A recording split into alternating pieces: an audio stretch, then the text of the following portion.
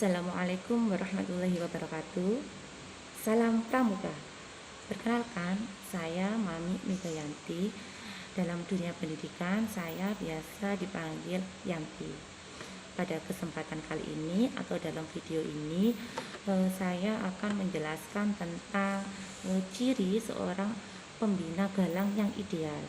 Video ini atau tugas ini dibuat dalam rangka untuk memenuhi tugas 6 dari KMD yang dilaksanakan alias yang diselenggarakan oleh Pusdiklat Cabang Jombang tahun 2021.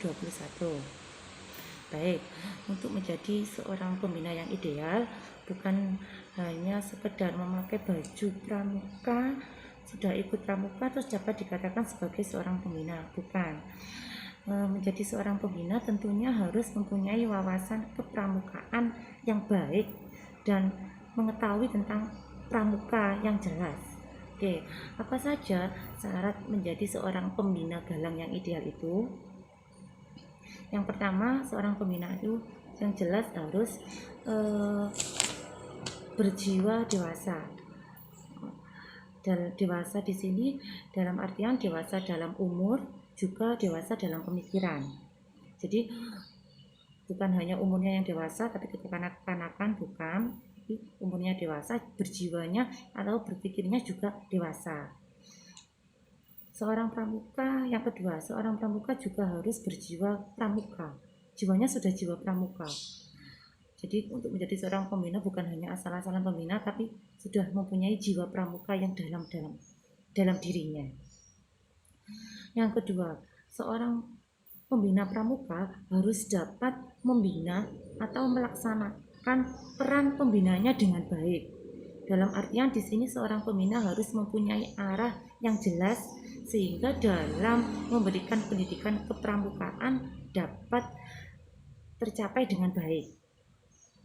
Yang ketiga, seorang pembina harus mempunyai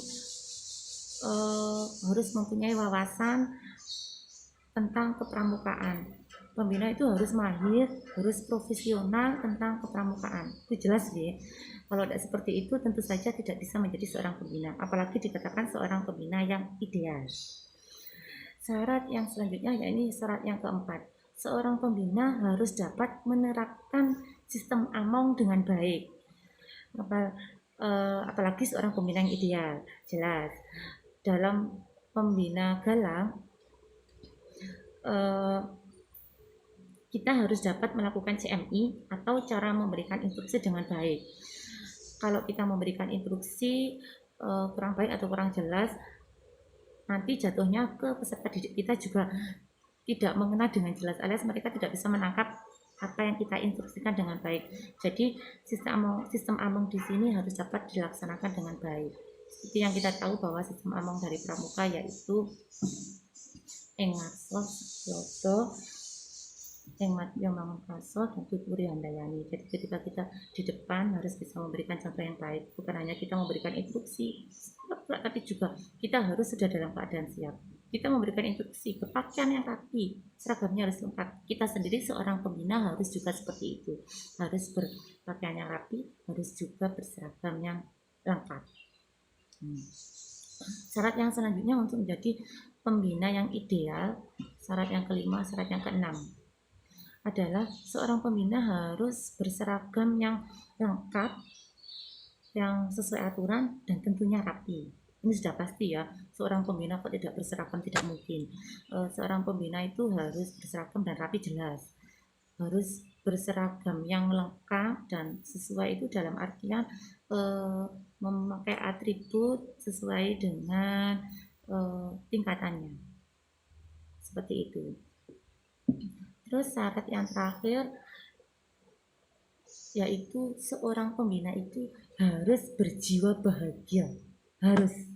Karena kalau pembina mempunyai jiwa bahagia, nanti ketika membina kepada peserta didik dapat menginstruksikan atau dapat memberikan ilmu-ilmunya atau dapat mendidik dengan baik dan bahagia sehingga tujuan yang mau dicapai itu dapat tercapai dengan baik. Baik, kurang lebih seperti itu penjelasan tentang menjadi pembina galang yang ideal. Saya akhiri. Wassalamualaikum warahmatullahi wabarakatuh. Salam Pramuka.